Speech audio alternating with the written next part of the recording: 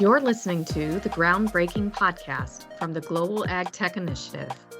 The Global Ag Tech Initiative is the catalyst for connecting, engaging, and fostering dialogue in global food production with technology as the foundation for driving innovation and solutions.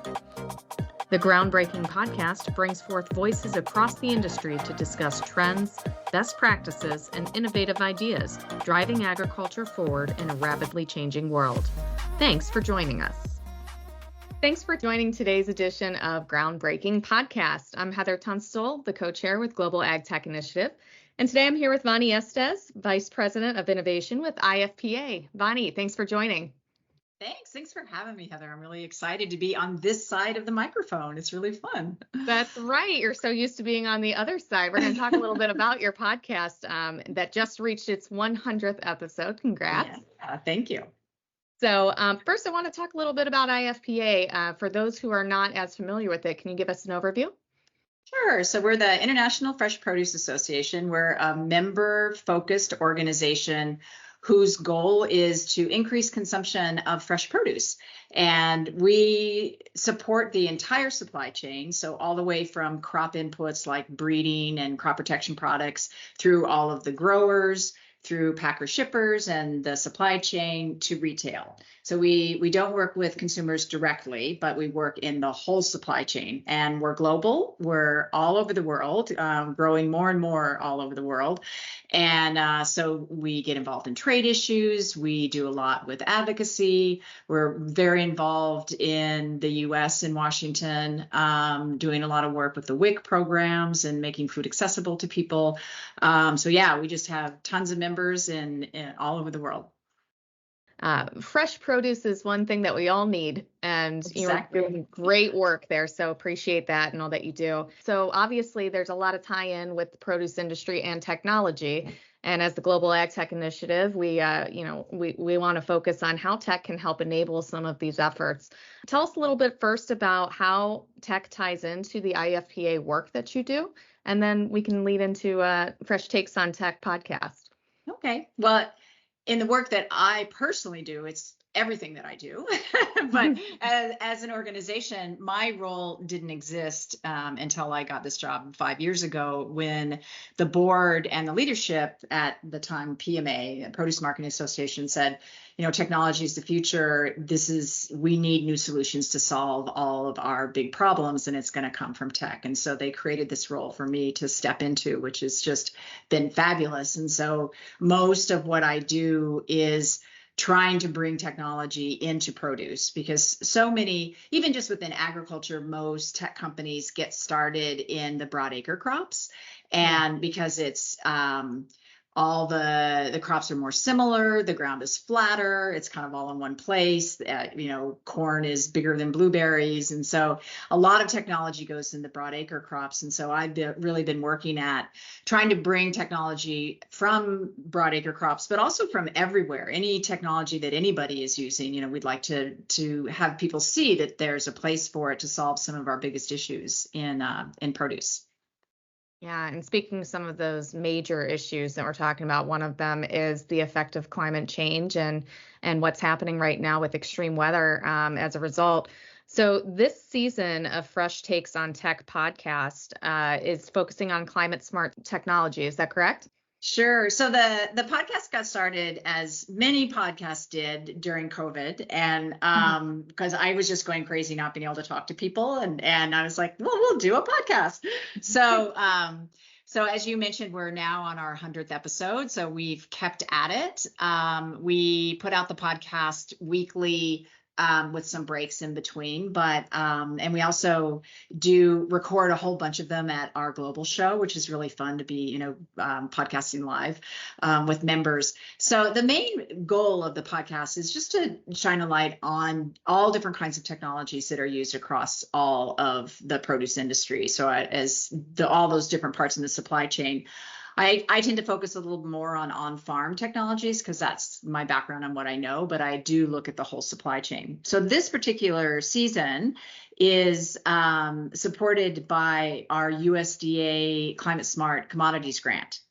Okay. So money from that grant goes into supporting the podcast. And this particular season is 6 episodes. I'm talking to a number of different people.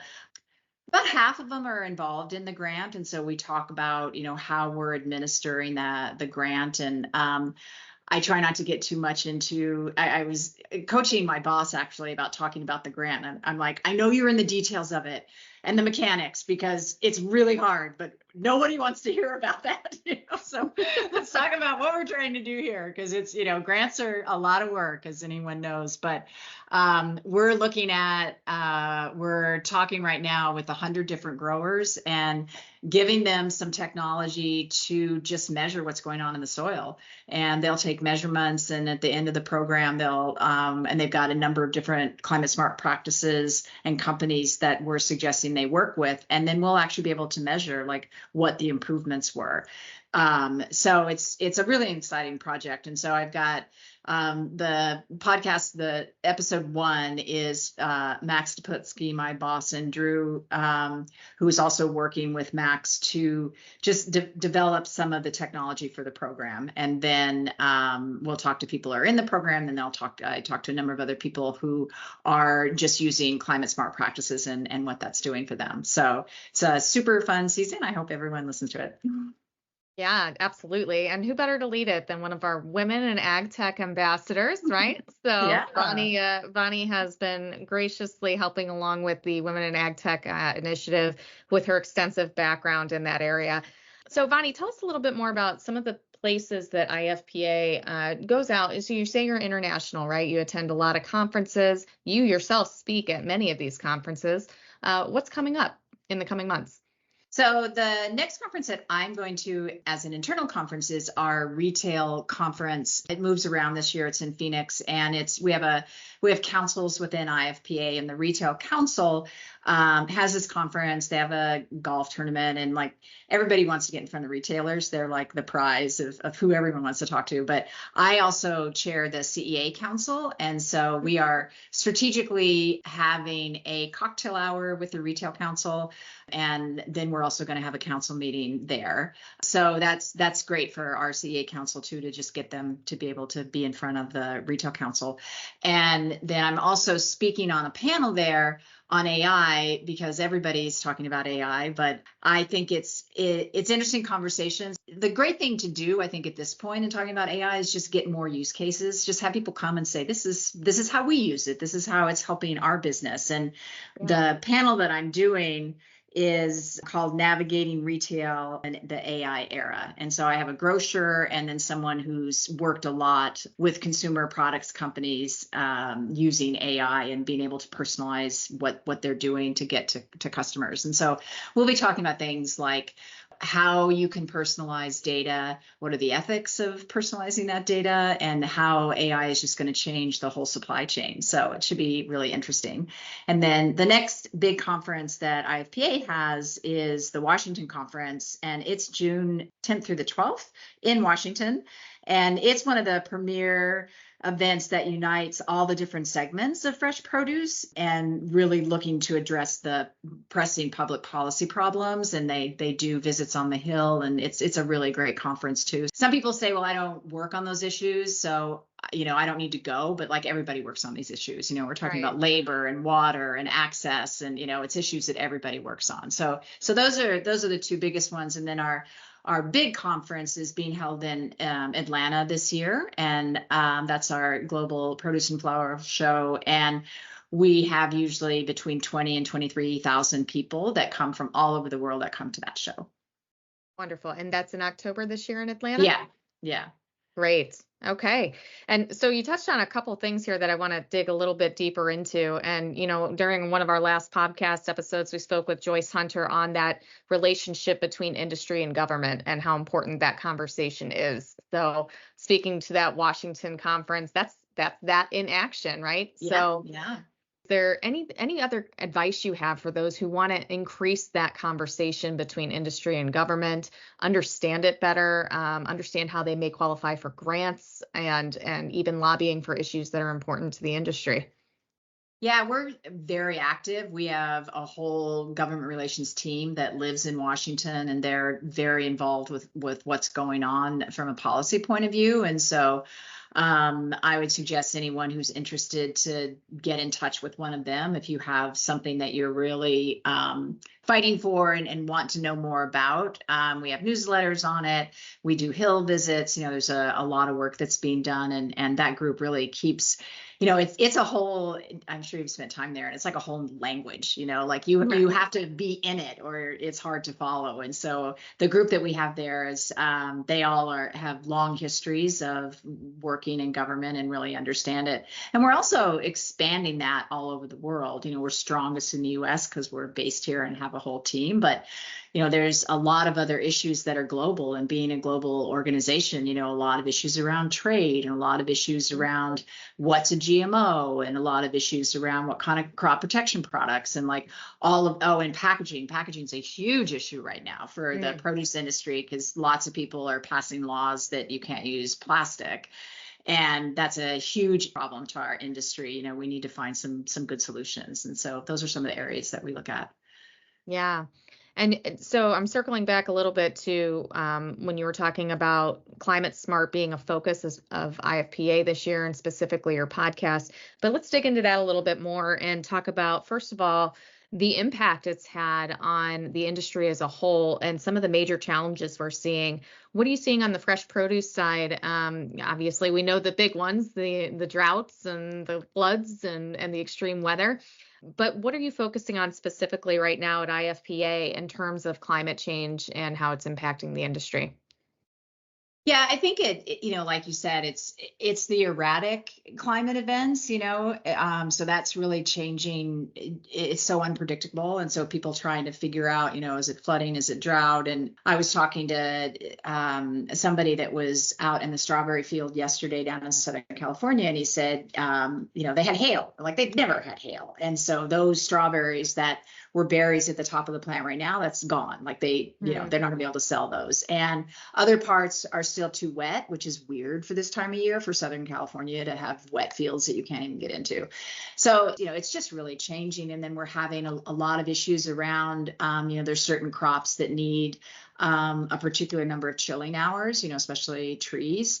And if you don't have those chilling hours, you don't produce fruit. And so we need to have some solutions to that. We need to, a lot of crops are going to go different directions, further north, further south. And again, being a global organization, really looking at, where are we going to be able to produce the food? Right. So I think that those are some really big issues. I think another issue that, you and I have talked a lot about is, how can we solve some of this by going indoors? As climate continues to change, there's places where it's going to make sense to grow things indoors to be, close to the supply chain and consumers. So it's funny when in the early days when we were trying to define CEA, we were, people would always say offhand, well, not hoop houses. And so it was like, is it vertical? Is it greenhouse? And it was a throwaway line. People would say not hoop houses. But I was talking to Yeah. someone who is developing super sophisticated hoop houses. And Okay. so you just kind of have more or less tunnels. But when you look, another thing with climate change is just the sun is more intense. And Yes. so it really is protected agriculture. And so some of these, especially fruits and vegetables, that they can't handle that extreme sunlight. And so you may just need to put up a tunnel, Hmm. that can, open and close itself so that you don't burn everything because we're getting, higher amounts of sunlight. So there's a lot of different technologies in the way that we use that. Right. We're just seeing a lot of these different things coming up, and how can technology really help us solve these? Yeah. And so that is the next question there. So when you're looking at technology and the role it can play in some of these solutions, where are we right now with our understanding of that, and how are we approaching technology as we look into the next several years? Because it doesn't seem like this climate's going to regulate anytime soon. Yeah, I think wrapping in technology to use technology is a little meta here, but Right. one of the things that I'm really excited about is the use of AI to help in prediction. So I Okay. think really using AI, especially generative AI, to look at some of these climate models and be able, we know enough we can't predict every weather event, but soon we probably can, because you're going to be able to understand all the different forces. And so using AI to be able to predict, should we plant here? How long is it going to take to get to market? And then that kind of helps you know what solutions you need. And so if there's going to be a certain weather event that's going to bring in a certain insect, well, then we need to have products that take care of that insect, and it may be a new insect on that plant. And so there's a lot of exciting technologies in crop protection that will just help us grow better with a changing climate.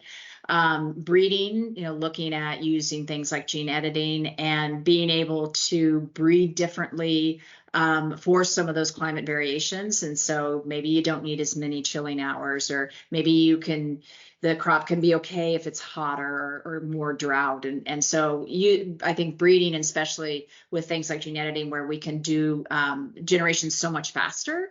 So that's going to be a huge solution. We talked a little bit about predictive AI or generative AI and predictive technology on the climate side. How else is AI playing a role in bringing fresh produce to consumers from start to finish? Yeah, I think one of the companies that is doing a lot with AI, and I love, they talk about this publicly, so it's no, secret knowledge that I have, but Driscoll's is doing a ton of work because they're such a huge integrated company. And so they can really look at, okay, we're growing this berry in this region of the world. When is it going to get on the shelf at Walmart at its peak? And so they're using a lot of generative AI just within their own company, which makes the whole data management and control thing really great, because they own it. They own the whole thing. Right. But for them, they're really trying to look at a lot of different things to try to figure out, how do we run our whole company, that the supply chain is running well so that the best berry gets on the shelf. Absolutely. Yeah, it'll be interesting to see how these evolve over the next few years in response to these extreme weather conditions. And then hand in hand with what we're talking about right now is the labor issue that has been an ongoing thing for as long as agriculture has existed, right? Yeah. However, there's new tech solutions coming on board all the time. So you want to talk a little bit about where we are in terms of the technology that help with the labor challenges that we face? So it's a huge, any kind of automation or any kind of robotics is a huge challenge. And now we're, a decade into it, so things are a little less surprising. But when we first started to put robots out in the field, they're used to being like on factory floors, like in, car manufacturers, and you put out in the field and it's like 100 degrees, or it's freezing, or it's muddy, or it's snowing and wet, or, or it's bumpy. And so there was a huge learning curve to figure out, like, how do we really use robots in the field? And then the other challenge is just the tensile strength of, how do you imagine, programming a robot to pick a strawberry without crushing it? So there's very different issues. And how do you know which strawberry to pick, because you don't pick them all at once and you just want the reddest ones? And so there's this confluence of all these technologies coming together and we're getting better, but it's still very early days. And so one of the things that I see that I'm excited about is just some of the, like, harvest assist and the smaller robots that I've talked to several companies that just say it's, we're reinventing the wheelbarrow, and we haven't done this in like 500 years. And so just having little robots running up and down the rows that, you can put picked fruit on, and it carries it, so that just the fact of not having workers carry the fruit to the end of the row, they just pick and put it on there, and they don't have to walk back and forth. And just all those little things, carrying trays of transplants and all those little things that can be done by harvest assist type robots. So I see those getting adopted first. And there's 3 or 4 companies that are doing that. Burrow was one of the first, but there's some others coming behind them that are specialized in different things.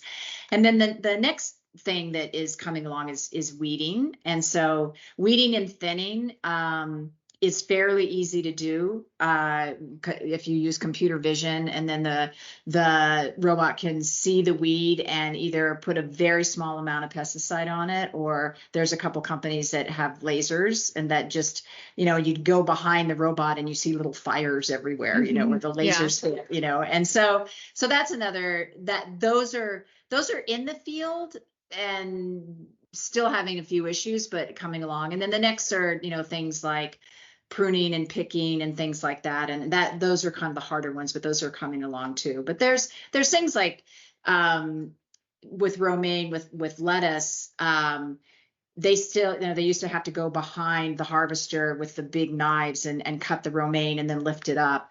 And now they have machines that cut the head. And so there's still tons of people in the field, but all they're doing is getting it up on, onto to load them into boxes. And so you don't have people with knives. So that's a much more safety issue. And you don't have people that are bent over all day. And so there's just, there's steps to take, but I think people get impatient and say, this isn't working. And, we don't have it all solved yet, but, we will. Yeah. It's an iterative process, right? We learn and we change, we learn and we change. So with IFPA as a global organization and the purview that you have, where do you see different regions in terms of the tech adoption for labor-saving technologies? Well, one of the interesting things is just these companies are trying to figure out a business model. And so a lot of these robots, two things. One, they're super expensive right now because we haven't built enough of them to get the cost down. And two, they're just changing and improve. It's like electric cars. They're changing, improving them so fast that you don't want to spend, whatever it costs $1 million and then it's already obsolete because the next generation. And so a lot of what the companies are doing for business models is doing a service model. And so they'll say, we'll come out and we'll bring our tractors and we'll weed your fields. And so most of these companies are in the US now. And so that's where they are and that's where they're developing. And so there's more in the US. There's more adoption just because that's where people are. Canada has a number of companies. They have less potential customers, than we do. So, but there are companies in Canada. South America, a lot of our growers here in the US also grow in Mexico and South America. And so, but again, it's pretty early stage technology. So if you build it here and then transporting it, and then it's, things are changing so fast. And so I would say for that particular technology, it needs to get more momentum and work better in the US before I think there's certainly interest in adoption in other parts of the world. But I think certainly like Australia and New Zealand have adopted more because they've got people making things there. But yeah, it's just an early stage technology that's going to take a while to, get improved enough to really ship them all over the world. Got it. Okay. And then, same question in terms of the climate smart technologies that we're seeing now. When you're looking at sort of that climate smart tech, do you see any patterns emerging in terms of regions of the world that are adopting more so than others? It's not just the growers adopting the technology, is the whole ecosystem there to support that adoption. So do you have distributors that know how to sell the technology? Do you have the companies and like tech providers or consultants that know how to help people use the technology? And so again, if they're technologies that are born in the US, they're going to do more of that here and then move out into other countries. The Israeli companies, I think, are really fascinating because they've got great universities in Israel. They've got fabulous ecosystem of developing ag tech, and they have a very small market. So what I love about working with Israeli companies is they know from the day they start their company that they have to be global and that they have to figure out how to go into South America and North America and Europe. Like they have to start with those types of business plans because there's not a big enough market to sustain a company in Israel. And so working with them is really fun because they really come at it with, how are we going to do this everywhere? Whereas I think as American companies, we're kind of like, oh, maybe the US is big enough, but Israeli companies like, no, we have to go elsewhere. So I think it's, the whole ecosystem has to be there to support the adoption of technology. Yeah, that full ecosystem is important. So part of what IFPA works on is an accelerator program, right? And you're in the process right now of selecting companies for that. Do you want to talk a little bit about what the accelerator is and how you work with industry? Great. Yeah. So we're in our third year of running the accelerator, and the program lasts for 6 months. And it's really more of an immersion program. But so we don't take any equity, we don't give any money, there's no pitch days. But the purpose of the accelerator is to bring new technologies into the produce industry. So our purpose isn't to create and develop big companies or even have companies necessarily be successful. Our purpose is to get new technology on the farm that's vetted through us for our members. So slightly different focus than a lot of other accelerators have. We take everyone on the accelerator for a week trip in California to see all different parts of the industry. So they really learn if they're not from the industry. They get a mentor that's a really high level mentor. We're having a demo day in Salinas where they get to pitch to customers, not to VCs, but they pitch to customers. And then they have a booth at our global show where they get to be in front of 20,000 people in the produce industry. So that's the program. And right now, as you said, we're today selecting the companies. There's 12 companies. And we look at things that like, what is the technology? Does the technology work? Is it going to solve a big, important problem? We are focused on climate smart solutions. That's the focus of the program. So they have to fit into working in the produce industry and be climate smart. But almost any company is climate smart. If they make you grow better, that's, you're using less resources and you're growing better. So, so we look at a portfolio of technologies. We like to bring people in from other countries. We're trying to bring technology in from other industries, from other agricultural segments. And then, we just throw them all together and they work really well together and learn from each other. And it's a really great program. It's just a way to expose other industries to us and bring in some fresh new ideas. That's wonderful. So if somebody wants to learn more about International Fresh Produce Association or Bonnie Estes, where can they find you? Website, freshproduce.com is the exact URL. And the best way to get to me is through LinkedIn. I'm super active on LinkedIn. And the best way is send me a message and give me your email, and we shift the conversation over to email so things don't get lost. But that's a good way to get me. Wonderful. So we'll find you on freshproduce.com and LinkedIn for both IFPA and Bonnie. Bonnie, thank you so much for taking the time today to speak with us and share a little bit about what IFPA is doing in the tech space, the ultra important work that you're doing. We appreciate you so much. Thank you. It was great to talk to you. All right. And thanks for tuning in to the Groundbreaking podcast. We'll see you next month. Thank you for listening to today's episode of Groundbreaking Podcast from the Global Ag Tech Initiative. You can subscribe to our podcast at globalagtechinitiative.com by clicking on the podcast tab in the menu, or by subscribing to our channel on iTunes or wherever you find your podcasts. Don't forget to subscribe to the Global Ag Tech Initiative's weekly e-newsletter, The Signal, for all things ag tech. Visit globalagtechinitiative.com and click on the Signal subscribe button on the right-hand side of the home page. Of course, you can also find us on LinkedIn. Just search for Global Ag Tech Initiative. To get even more in tune with the global ag tech space and be active in its advancement, consider joining the Global Ag Tech Alliance. More information on how to join the Alliance is available on globalagtechinitiative.com. The Global Ag Tech Initiative and the Groundbreaking podcast are produced by Meister Media Worldwide. I'm Heather Tunstall, co-chair for the Global Ag Tech Initiative. Thank you for joining us today.